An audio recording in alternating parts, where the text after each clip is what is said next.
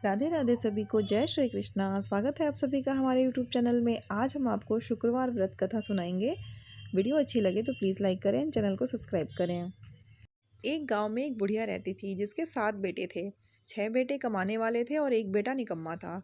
बुढ़िया माँ 6 पुत्रों का झूठा 7वें पुत्र को देती थी। 7वां पुत्र एक दिन अपनी पत्नी से बोला, देखो मेरी माता का मुझ पर कितना प्रेम है। वह बोली, क्यों नहीं, सबका जूठा बचा हुआ तुमको खिलाती हैं। वह बोला, जब तक मैं आंखों से ना देखूं मान नहीं सकता। पत्नी ने हंसकर कहा, देख लोगे तब तो मानोगे। कुछ दिन बाद एक बड़ा त्योहार आया। घर में 7 प्रकार के भोजन और चूरमा के लड्डू बने। वह पत्नी की बात को जांचने के लिए सिरदर्द का बहाना बनाकर पतला कपड़ा सर पर ओढ़कर रसोई में जाकर सो गया और कपड़े में से सब देखता रहा। 6 भाई भोजन कर कर उठ गए। तब माँ ने उनकी 5 थालियों में से लड्डुओं के टुकड़ों को उठाया और एक लड्डू बनाया। जूठन साफ कर माँ ने उन्हें पुकारा, उठ बेटा उठ, तेरे भाइयों ने भोजन कर लिया, तू भी उठकर भोजन कर ले। उसने कहा, माँ मुझे भोजन नहीं करना, मैं परदेश जा रहा हूँ। माता ने कहा, कल जाना हो तो आज ही जा। वह बोला, हाँ हाँ जा रहा हूँ। यह कहकर वह घर से निकल गया। चलते समय उसे पत्नी की याद आई। वह गौशाला में कंडे थाप रही थी। वहां जाकर वह बोला, मेरे पास तो कुछ नहीं है, यह अंगूठी है सो ले लो और अपनी कोई निशानी मुझे दे दो। वह बोली, मेरे पास क्या है, यह गोबर भरा हाथ है। यह कहकर पत्नी ने उसकी पीठ पर गोबर के हाथ की थाप मार दी।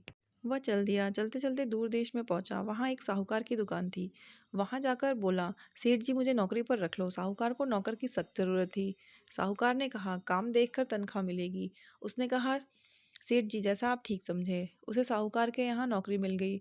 वह वहाँ दिन रात काम करने लगा। कुछ दिन में दुकान का लेन देन, हिसाब किताब, ग्राहकों को माल बेचना, सारा काम करने लगा। साहूकार के 7-8 नौकर थे। वे सब चक्कर खाने लगे, लेकिन उसने अपनी लगन, परिश्रम और ईमानदारी से सभी को पीछे छोड़ दिया। उसे अपने किए का फल मिला। सेठ ने भी उसका काम देखा और 3 महीने में उसे मुनाफे में साझेदार बना लिया। परिश्रम करते करते 12 वर्ष में ही वह नगर का नामी सेठ बन गया और सेठ अपना सारा कारोबार उस पर छोड़कर बाहर चला गया। इधर उसकी पत्नी पर क्या बीती वह सुने। सास ससुर उसे दुख देने लगे। गृहस्थी का काम करवाकर उसे लकड़ी लेने जंगल में भेजते। इस बीच घर की रोटियों के आटे से जो भूसी निकलती, उसकी रोटी बनाकर रख दी जाती और फूटे नारियल की नरेली में पानी दिया जाता। इस तरह दिन बीतते रहे। एक दिन वह जब जंगल में लकड़ी लेने जा रही थी, तब उसे रास्ते में बहुत सी स्त्रियां संतोषी माता का व्रत करती दिखाई दी। यह वहां खड़ी होकर पूछने लगी, बहनों यह तुम किस देवता का व्रत कर रही हो और इसके करने से क्या फल होता है, इस व्रत के करने की क्या विधि है। यदि तुम अपने इस व्रत का विधान मुझे समझाकर कहोगी तो मैं तुम्हारा बड़ा एहसान मानूंगी। उनमें से एक स्त्री बोली, सुनो, यह संतोषी माता का व्रत है। इसके करने से निर्धनता, दरिद्रता का नाश होता है, लक्ष्मी आती है, मन की चिंताएं दूर होती हैं और मन को प्रसन्नता और शांति मिलती है। निपुति को पुत्र मिलता है, प्रीतम बाहर गया हो तो वह शीघ्र लौट आता है, कुंवारी कन्या को मनपसंद वर मिलता है, चलता मुकदमा खत्म हो जाता है, कलह कलेश की निवृत्ति होती है, मुक्त शांति होती है, घर में धन जमा हो, धन जायदाद का लाभ होता है तथा और भी मन में जो कुछ कामना हो सब संतोषी माता की कृपा से पूरी हो जाती है, इसमें संदेह नहीं है। वह पूछने लगी, यह व्रत कैसे किया जाता है, यह भी बताओ तो बड़ी कृपा होगी।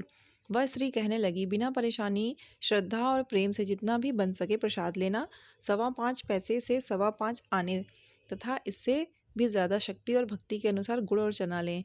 हर शुक्रवार को निराहार रहकर कथा कहना सुनना, इसके ओम बीज कम नहीं टूटे। लगातार नियम पालन करना, सुनने वाला ना कोई मिले तो घी का दीपक जलाकर उसके आगे जल के पात्र को रखकर तथा कथा कहना, परंतु नियम ना टूटे। जब तक कार्य सिद्ध न हो नियम पालन करना और कार्य सिद्ध हो जाने पर व्रत का उद्यापन करना। 3 मास में माता पूरा फल प्रदान करती हैं। यदि किसी के ग्रह खोटे हैं तो भी माता 1 वर्ष में अवश्य उनको अनुकूल करती हैं। कार्य सिद्ध होने पर ही उद्यापन करना चाहिए, बीच में नहीं। उद्यापन में 2.5 सेर आटे का खाजा तथा इसी अनुसार खीर तथा चने का साग बनाना। 8 बच्चों को भोजन कराना, जहाँ तक मिले देवर जेठ भाई बंधु कुटुंब के लड़के लेना, ना मिले तो रिश्तेदारों और पड़ोसियों के लड़कों को बुलाना। उन्हें भोजन करा यथाशक्ति दक्षिणा दे। माता का नियम पूरा करना। ध्यान रखना उस दिन घर में कोई खटाई ना खाए। यह सुन वह वहां से चल दी। रास्ते में लकड़ी के बोझ को बेच दिया और उन पैसों से गुड़ और चना ले आई। माता के व्रत की तैयारी कर आगे चली। रास्ते में संतोषी माता के मंदिर में जा माता के चरणों में लौटने लगी। विनती करने लगी, माँ मैं दीन हूँ, निपट मूर्ख हूँ, व्रत के नियम कुछ नहीं जानती, मैं बहुत दुखी हूँ, हे माता मेरा दुख दूर कर, मैं तेरी शरण में हूँ। माता को दया आई। एक शुक्रवार बीता कि दूसरे शुक्रवार को ही उसके पति का पत्र आया और तीसरे शुक्रवार को उसका भेजा हुआ पैसा आ पहुंचा। यह देखकर जेठानी मुंह सिकोड़ने लगी। इतने दिनों बाद इतना पैसा आया, इसमें क्या बड़ाई है। लड़के ताने देने लगे। काकी के पास अब पत्र आने लगे, रुपया आने लगा। अब तो काकी की खातिर बढ़ेगी। अब तो काकी बुलाने से भी नहीं बोलेगी। बेचारी सरलता से कहती, भैया पत्र आए, रुपया आए तो हम सबके लिए अच्छा है। ऐसा कहकर आंखों में आंसू भरकर संतोषी माता के मंदिर में जा मातेश्वरी के चरणों में गिरकर रोने लगी। माँ, मैंने तुमसे पैसा नहीं मांगा। मुझे पैसे से क्या काम, मुझे तो अपने सुहाग से काम है। मैं तो अपने स्वामी के दर्शन और सेवा मांगती हूँ। तब माता ने प्रसन्न होकर कहा, जा बेटी, तेरा स्वामी जल्दी ही आएगा। यह सुन खुशी से बावली हो वह घर आकर काम करने लगी। संतोषी माँ विचार करने लगी, इस भोली पुत्री से मैंने कह तो दिया कि तेरा पति शीघ्र आएगा, पर आएगा कहाँ से। वह तो इसे स्वप्न में भी याद नहीं करता। उसे इसकी याद दिलाने तो मुझे ही जाना पड़ेगा। संतोषी माता ने उस बुढ़िया के बेटे को स्वप्न में समझाया, पुत्र, तेरी घरवाली कष्ट उठा रही है। यह बोला, हाँ माता, या तो मुझे भी मालूम है, परंतु क्या करूं, वहां कैसे जाऊं। परदेश की बात है, लेन देन का सारा हिसाब किताब है। कोई जाने का रास्ता नजर नहीं आता। आप ही कोई राह दिखाए वह कि वहां कैसे जाऊं। माँ कहने लगी, सवेरे नहा धोकर संतोषी माता का नाम ले, घी का दीपक जला, दंडवत कर और दुकान पर जा बैठना। देखते देखते तेरा लेन देन चुक जाएगा, जमा माल बिक जाएगा, सांझ होते होते धन का ढेर लग जाएगा। वह अगले दिन सुबह बहुत जल्दी उठा। उसने अपने मित्र बंधुओं परिचितों से स्वप्न में माता द्वारा कही गई बात कह सुनाई। वे सब उसकी बात सुनकर उसकी खिल्ली उड़ाने लगे। वे कहने लगे कि कहीं कभी सपने की बात सच्ची होती है। एक बूढ़ा व्यक्ति बहुत समझदार था। वह बोला, देखो भाई, मेरी बात मानो। इस तरह सांच या झूठ कहने से बदले देवता ने जैसा कहा है वैसा ही करना। तेरा क्या जाता है। बूढ़े की बात मानकर नहा धोकर उसने संतोषी माता को प्रणाम किया। फिर घी का दीपक जलाकर दुकान पर जा बैठा। शाम तक धन का ढेर लग गया। वह हैरान हुआ। मन में संतोषी माता का नाम ले प्रसन्न हो घर जाने के वास्ते गहना कपड़ा व सामान खरीदने लगा। सब काम से निपट अपने घर को रवाना हुआ। उधर उसकी पत्नी जंगल में लकड़ी लेने गई। लौटते वक्त थक जाने के कारण संतोषी माता के मंदिर पर विश्राम करने बैठ गई। यह तो उसका रोज रुकने का स्थान था। धूल उड़ती देख उसने माता से पूछा, हे माता, यह धूल कैसी उड़ रही है। माँ ने कहा, हे पुत्री, तेरा पति आ रहा है। अब तू ऐसा कर, लकड़ियों के 3 बोझ बना, एक नदी के किनारे रख, दूसरा मेरे मंदिर पर और तीसरा अपने सर पर रख। तेरे पति को लकड़ी का गड्ढा देखकर मोह पैदा होगा। यह वहां रुकेगा, नाश्ता पानी बनाकर खाकर माँ से मिलने जाएगा। तू लकड़ी का बोझ उठाकर जाना और बीच चौक में गड्ढा डालकर 3 आवाजें जोर से लगाना, लो सासू जी, लकड़ियों का गट्ठा लो, भूसी की रोटी दो, नारियल के खोपरे में पानी दो। आज कौन मेहमान आया है। संतोषी माँ की बात सुनकर वह बहुत अच्छा माँ कहकर प्रसन्न मन से लकड़ियों के 3 बोझ बना लाई। एक नदी के तट पर, दूसरा मंदिर में रखकर। इतने में ही मुसाफिर वहां आ पहुंचा। सूखी लकड़ी देखकर उसको इच्छा हुई कि अब यहीं विश्राम कर लें और भोजन बनाकर खा पी कर गाँव चलें। इस प्रकार भोजन कर विश्राम कर वह अपने गांव में आ गया। उसी समय बहू सिर पर लकड़ी का गट्ठा लेकर आई। उसने गट्ठा को आंगन में डाला और जोर से 3 आवाजें दी, लो सासू जी, लकड़ी का गट्ठा ले लो, भूसी की रोटी दे दो, नारियल के खोपर में पानी दे दो। आज कौन मेहमान आया है। यह सुनकर सास ने अपने दिए हुए कष्टों को भुलाने के लिए कहा, बहू, तू ऐसा क्यों कहती है। तेरा मालिक ही तो आया है। बैठ, मीठा भात खाकर कपड़े गहने पहन। पत्नी की आवाज़ सुनकर उसका स्वामी बाहर आया और उसके हाथ में पहनी अंगूठी देख व्याकुल हो गया।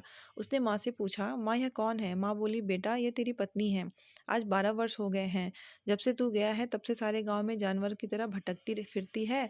काम काज कुछ करती नहीं, 4 समय आकर खा जाती है। अब मुझे देखकर भूसी की रोटी और नारियल के खोपरे में पानी मांगती है। वह बोला, माँ, मैंने इसे भी देखा है और तुम्हें भी। मुझे दूसरे घर की चाबी दो, मैं उसमें रहूंगा।